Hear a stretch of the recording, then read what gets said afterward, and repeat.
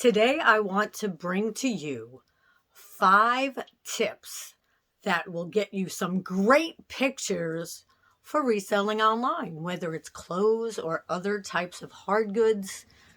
This is some good advice. It's what helped me and what I had to learn over the years to make it better and better.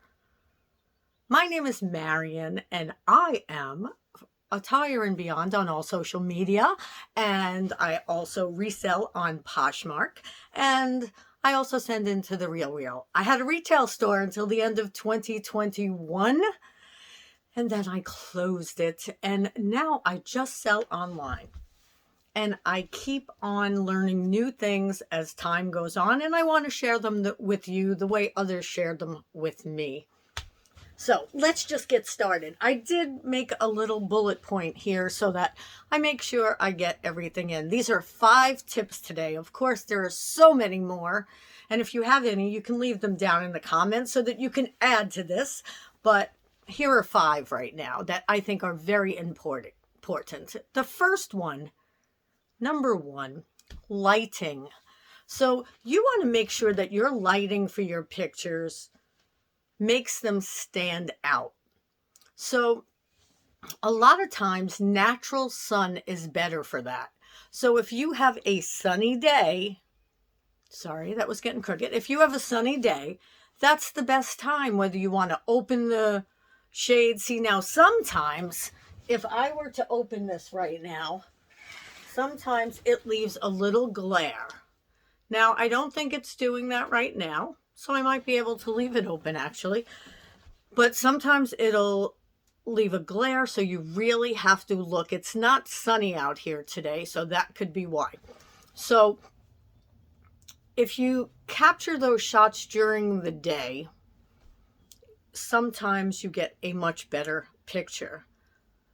Now, I also suggest if you don't live in a sunny type place, or if you just don't get a lot of sun in, sometimes you're in a warehouse, you don't have lots of windows, then get a ring light. Or I was going to look up the name of my light.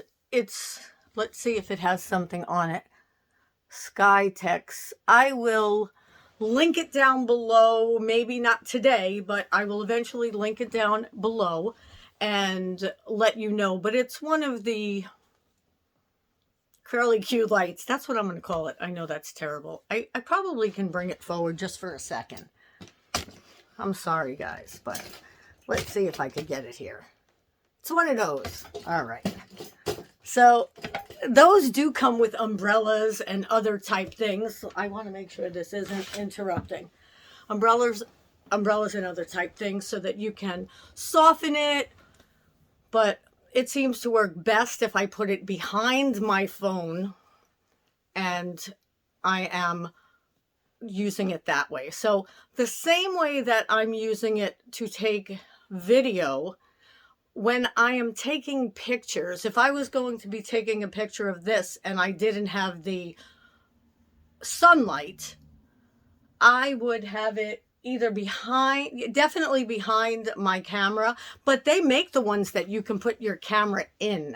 So I would check those out. I'll eventually put mine up here if you watch this later on, but otherwise I'm making this towards the end of March. Second thing is your background. So this is the best way to explain it. If you have a background remover, you don't have to worry as much. If I wanted to take a picture of this right now, I'd have to have it so that I could see the whole thing, but I can take a picture of it right there, because if I have a background remover, I can take everything else out and have a white background. And that's really the goal, is to have a clean background.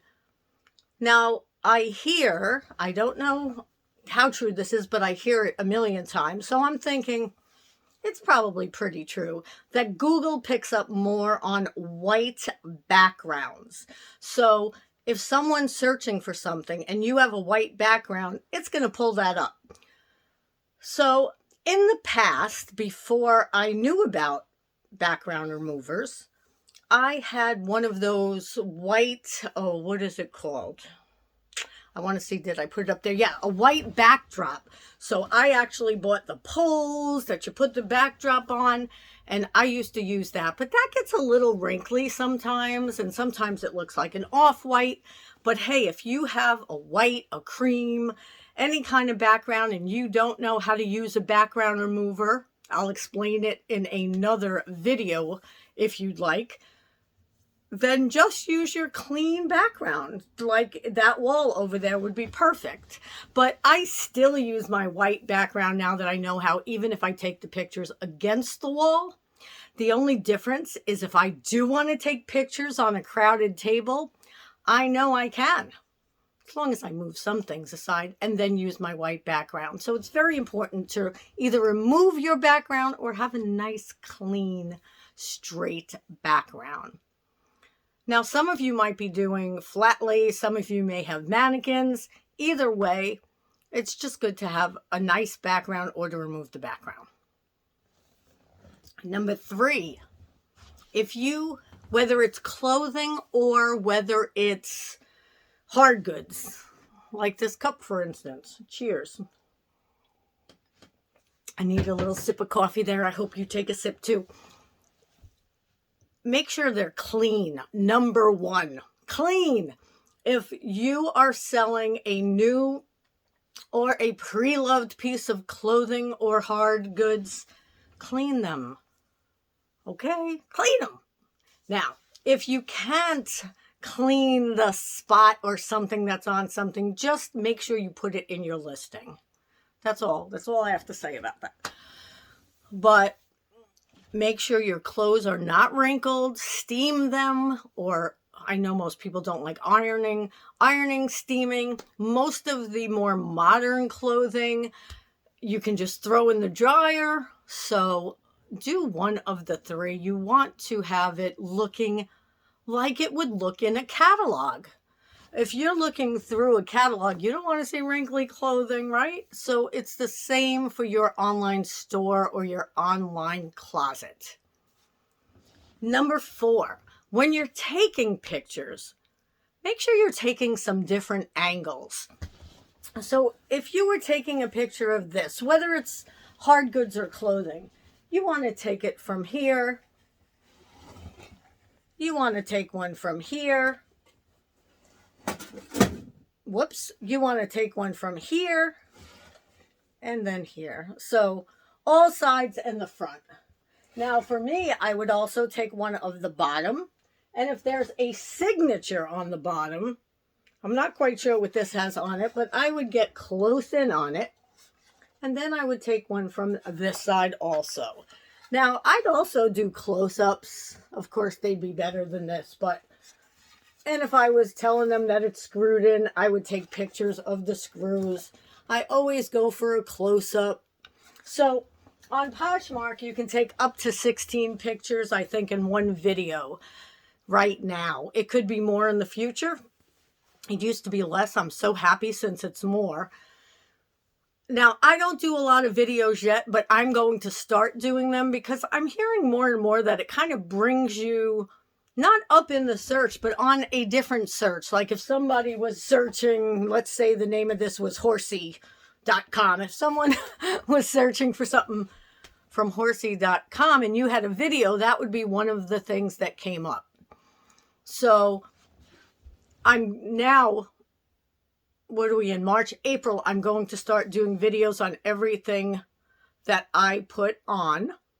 And I think it's a good idea, but it's not something that you have to do. But different angles is definitely something to do. So I would say if you have a piece of clothing, which I don't have here, I have a piece of clothing on, I would take a picture of the front, the side, the back. I always come in close, like on a V-neck. Sleeves, if they're flare or whatever, I would take a picture of them. And of course, if there are any flaws whatsoever, I would take a picture of that and put in my description that the flaw is there, as I said. The fifth thing is editing. Let me just see what I wrote here before I start talking. Okay, so I already said about removing the background. That is definitely part of the editing, but you also want to make sure the picture is the correct color. So everything has all kinds of enhancing tools now that you can learn about, and Poshmark actually has it built right into there where you upload the pictures. So make sure it's the right color. Maybe you can find it in one of those enhancing tools. If you can't, then make sure to put in the description that color may vary due to lighting. It's darker in person, it's lighter in person. But you want to make sure that your picture is also appealing. Again, think of it like a catalog picture. Make it the best that you can. I'm working on improving mine right now because some that I took in the beginning years ago are still up there because there are still a few items left from then when I didn't know how to source correctly. The pictures aren't as good. Now I'm doing my very best to get every little, is nuance the word? I don't even know, but every little bit about them that I can show. I know some things from years ago. I was looking the other day where there are polka dots. You can hardly see that they're polka dots. You want to make sure that that is a bright, beautiful picture that shows exactly what you're selling, because that's someone's first impression. Besides your details, that's what they're looking at. So you want it to come off with good lighting. You want a nice clean background. I'm looking at my notes. You see me looking over. You want to make sure, excuse me, the piece of clothing or hard goods is clean and wrinkle-free, as wrinkle-free as it could be. If you throw it in the dryer, it might not be fully wrinkle-free, but as wrinkle-free as you'd want to see it. Think of you as this buyer. You want to make sure it's on a clean surface too. That's where the clean background comes in. Because if you have it on a floor and you have like dust particles and this and that and a dog's toy like I used to have, it's not a good thing.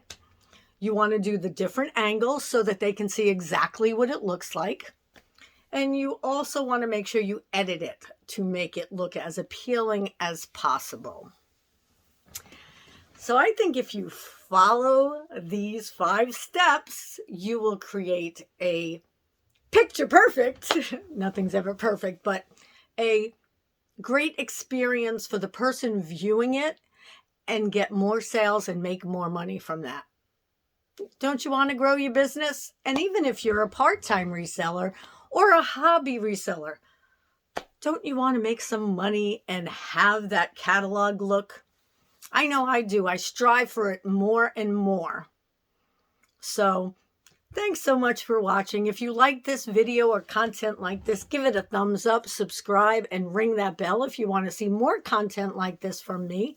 And I hope to see you soon. I appreciate you and I thank you so much for watching. If you have any questions, please feel free to ask me because I study and learn every day. I am no big expert, but I know enough that I learned over the past few years from other YouTube videos. So let me know if you'd like to know anything. If you made it to the end, say, hey, and I will see you soon.